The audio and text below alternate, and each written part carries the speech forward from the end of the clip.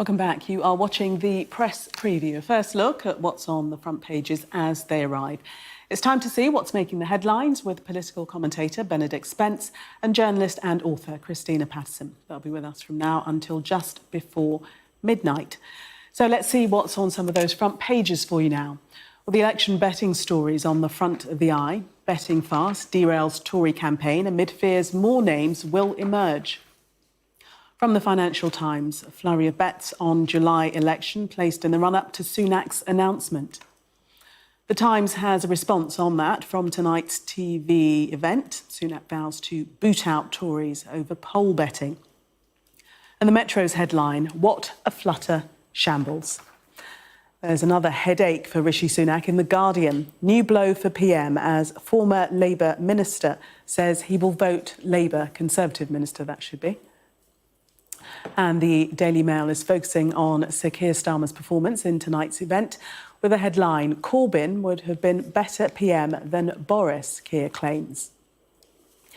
Away from politics, on the front of the Daily Express, "Thank you, you saved our son's life. A new treatment for cystic fibrosis." And a reminder that by scanning the QR code you'll see on screen during the programme, you can check out the front pages of tomorrow's newspapers while you watch us. And we are joined tonight by Benedict Spence and Christina Patterson. Welcome to both of you. Let us start with the Daily Mail. And Sir Keir Starmer has been forced to talk about Jeremy Corbyn in a positive light. Quite uncomfortable questioning for him, but he did say that he would make he would have made a better Prime Minister than Boris Johnson. That was his way of getting out of it. Yes, I mean, this is his absolute Achilles heel, the Jeremy Corbyn question, which he hasn't yet come up with, a story for. It's evident why he did what he did. He wanted Labour to run the country and he wanted to lead Labour. And the only way he could see of doing that was by holding a cabinet post and to get the necessary experience. And the only way he could get the necessary experience and hold a cabinet post was under Jeremy Corbyn. And by the rules of the game, on collective responsibility, you can't stand there during an election campaign and say, oh, yeah, my boss is useless. Obviously, I didn't think he should go anywhere near Downing Street. So that was probably his biggest compromise, and it keeps coming back to bite him. I don't think he actually did think Jeremy Corbyn would make a great Prime Minister, although I have to say, I mean, I can't stand Jeremy Corbyn. I also can't stand Boris Johnson. We don't actually know that Jeremy Corbyn would have been worse than Boris Johnson because Boris Johnson was pretty awful. So I'd say the jury's out on that. But yes, it's very awkward for Keir Starmer. I think apart from that, his performance tonight wasn't too bad. But yes, he's always going to get this question and he doesn't have an answer for it. It definitely is his Achilles heel, as Christina says, isn't it, Benedict? It is, because it's very difficult in politics to sell to the public the fact that politicians are incredibly ambitious and can be rather Machiavellian about getting to the top of politics. Nobody's going to be honest about that, but I think it's very clear from the outset that Sir Keir Starmer always had his ambitions, as Christina says, and has been very successful at getting into a position now where he is on the brink of being able to give the nation his vision. For that, he's had to use the coattails, if you like, of Jeremy Corbyn being Labour leader. It did well for him, and it's also politically, I think, rather sensible that he's moved to distance himself as much as possible over the last couple of months and years from that Labour leadership because it was so toxic.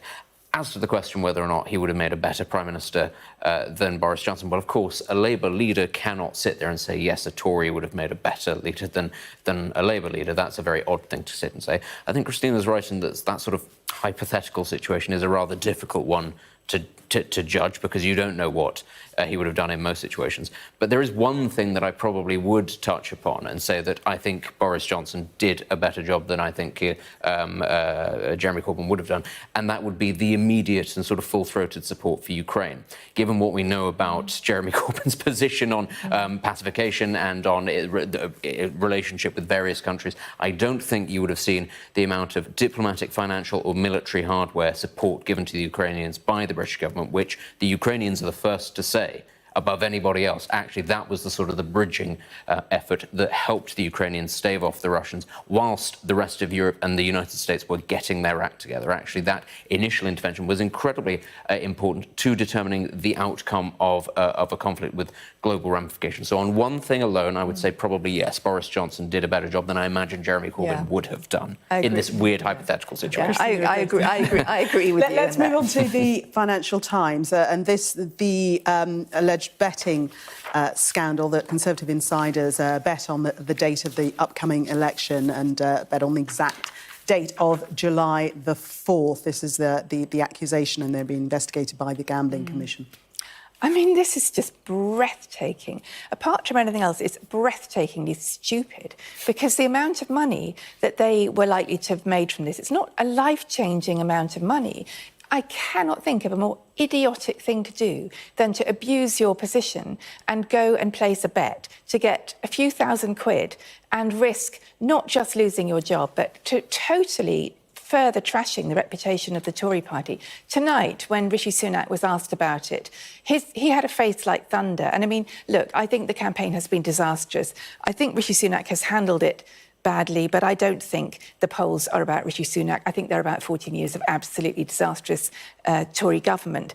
But I felt so sorry for him at that point. Just the last thing he needs is yet more breaching of ethics on the Tory party, and that's what he's got. I do think it symbolises everything that has just been completely void of morality about the Tory party, and it's disgraceful.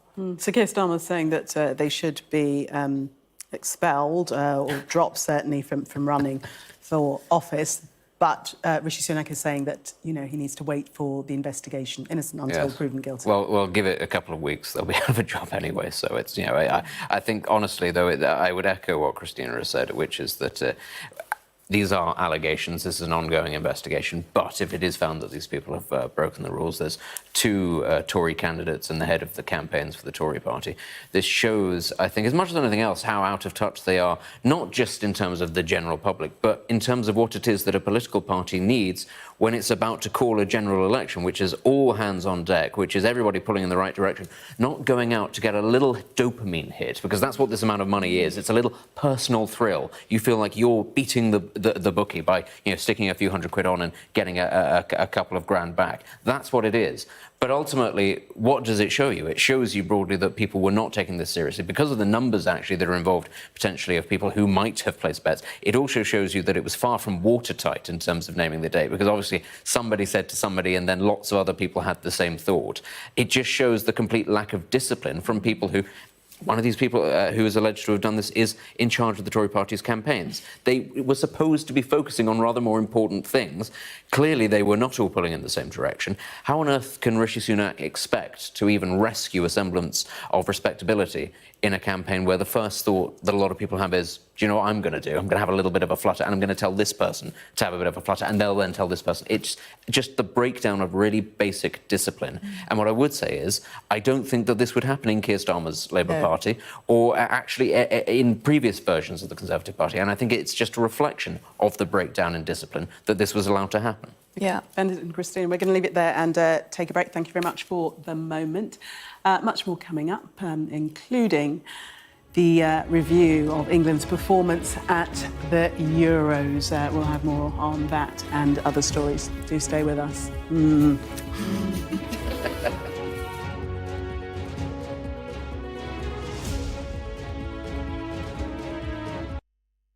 It's a very complex and mysterious condition. Quite often, it's very difficult to diagnose. People get wrongly diagnosed. It's similar to certain other conditions. So it's great that they're making some progress. I doubt that it'll be very soon before lots of people are offered this test, because just think about it. Who would want suddenly to decide to find out whether they were likely to get Parkinson's or not? But I think it will be part of this whole effort to understand what's going on in the brain, what is causing those dopamine cells to die, and whether anything could be done about it. We are seeing a couple of very promising new drugs at the moment, but as you heard there, they're obviously being tested on people who are have already got the condition. If you could test it on people who didn't have but were susceptible to the condition, that would be very interesting indeed. So I was on holiday with my wife, and I kept dragging my leg. And then in the September, I was on the BBC holding a cable up in a report on broadband on Jersey, and somebody did write in saying they'd noticed a tremor there, and I ought to get that seen, see a neurologist. And I had actually already made steps, but it kind of confirmed me my suspicions that what was revealed a few months later, that yes, I did have Parkinson's disease. And there it was diagnosed by basically a consultant stretching my arms this way and that, making me walk around the office, doing various exercises, getting in and out of a chair, almost kind of a pretty crude test. And later that was confirmed by a scan, what's called a DAT scan. But so if a blood test, when you were showing symptoms, could make that process simpler, that too would be helpful. I'm 5 years in. The first three or 4 years seemed relatively good. I had a bad fall last year, which I don't think was to do with Parkinson's, but it took me down a step. So I'm now finding it a bit harder to walk. I've got more mobility problems, and there's other factors as well. I sleep terribly, and there are various things that are sort of what are called non-motor symptoms. But I'm on medication. I've got friends with whom I make this podcast. We get quite a lot of laughs out of it, as well as the odd moan. So I can't complain, really.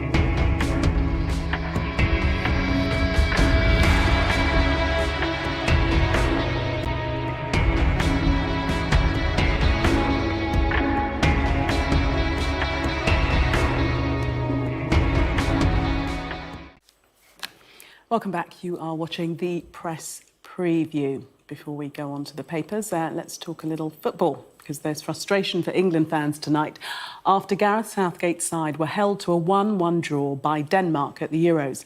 England have one group game left and are all but certain to qualify for the knockout stages. But once again, there are questions over whether Southgate is getting the best out of his team. From Frankfurt, our sports correspondent Rob Harris reports.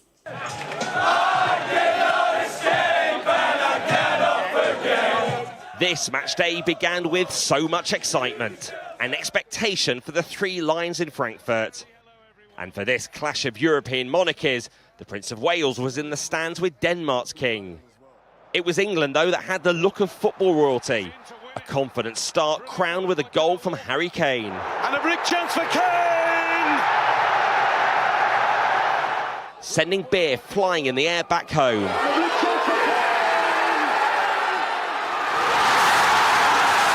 But soon they were drowning their sorrows. We've seen this before with England losing leads. Too sluggish, too sloppy, and too much space for Morten Hjulmand for this stunning strike. Denmark were level at the break. England had lost control. This, the response. Tame from Declan Rice. Power from Phil Foden, but denied by the post. Then a rare bold call by Gareth Southgate. Captain Kane off in a triple change with more than 20 minutes to go. An injection of energy, and only Watkins immediately stretched the defence. But a winner couldn't be conjured. They just protected a 1-1 draw, leaving to some boos from fans. We know the level has to be higher. We know the level can be higher. Maybe the biggest thing is we have to accept the environment that we're in and the expectations that are around us, and we're going to have to walk towards that challenge. At the moment, we're falling a little bit short of that. So boring, sideways, just no attacking intent. Disappointing. Lackluster, no charisma, just changes at the wrong time again. Just had enough. We've got the players, but we're just not doing it to play as a team. This has been another performance raising questions about whether Gareth Southgate can get the best out of such a talented group of players. But they should have done enough already to get through to the last 16. Now it's about whether they'll still be able to go through as group winners. Point shared and hug shared. I'm so sorry, man. Yeah? Well done. Yeah, it's not coming home. Are you happy? Are you happy with your result? Yeah, semi. Yeah? Semi. Are you? I'm not happy with our result. We should do better. Yeah, you should definitely. They know what it's like to win this tournament. Will the Three Lions ever? Rob Harris, Sky News, Frankfurt. Well, still with me, Benedict Spence and Christina Patterson. You were giggling at the end of that there. Yeah, it's sort of a running joke that everybody who ever seems to play in the Euros seems to win it except us. You know, the Danes have won it, the Greeks have won it, absolutely. Anybody can just rock up and have a go. It's just us that ends up losing. So it's very amusing to hear the Danes singing Champions of Europe. You'll never sing that to us. Really nice. Maybe this is our time. Maybe this is our time. But what did you think of the game? 1-1. I mean, it's not a loss. We're not going to win the Euros, he said, tempting fate. But it's a very depressing thing to see the same mistakes being made over and over again. I'm not going to get too deep into the tactics on the press preview. I'm going to spare people that. But ultimately, Gareth Southgate, he's a very nice chap. He's not a bad manager. But he fundamentally gets the balance of his teams wrong every time. And that's why they play very dull football. They're better than their opponents because of the natural talent that they have, but they are disjointed. So it's very frustrating to see that, you know, he's been around for some time now. I think this is his second or his third Euros, and they're still making the same mistakes. And when you look at, for example, the way that the French play very high tempo, or the Germans play very high tempo sort of counter-attacking football, it's very frustrating to see. We have all the players that can do that, the same sort of talented players, but we don't play the same sort of way at all. There's no evolution, there's no sort of fluidity. So we aren't going to win this tournament. The odds are, sadly, it's probably going to be France or Germany. The more I tempt fate, the more likely it is to happen. And if we don't win, then I'm right. So I'm in a win-win situation. Put some money on it. If I was a Conservative MP, I might. But you're a big football fan, aren't you, Christina? I'm a massive football fan. I'd have to disagree with your discussion on tactics. All I know is that there was a cheer from downstairs earlier and from next door, and then by the time I left the house, my husband was in a foul mood and said, you know, he was going to have a horrible evening. And I was trying to explain that it had nothing to do with him, but, you know, whatever, people don't grasp it. It's funny, I mean, I'm a big fan of Gareth Southgate. I have zero sense of his football tactics, obviously. Lovely man. But I'm fascinated by how he did such a great job last time round and apparently isn't this time. And is he being kept on because he's so nice? Surely someone who is not doing a good job, it's a pretty ruthless game, would have been got rid of by now. Again, Southgate there because he's too nice. Yeah. Christina and Benedict, thank you very much for taking us through the papers. We'll see you at the top of the hour.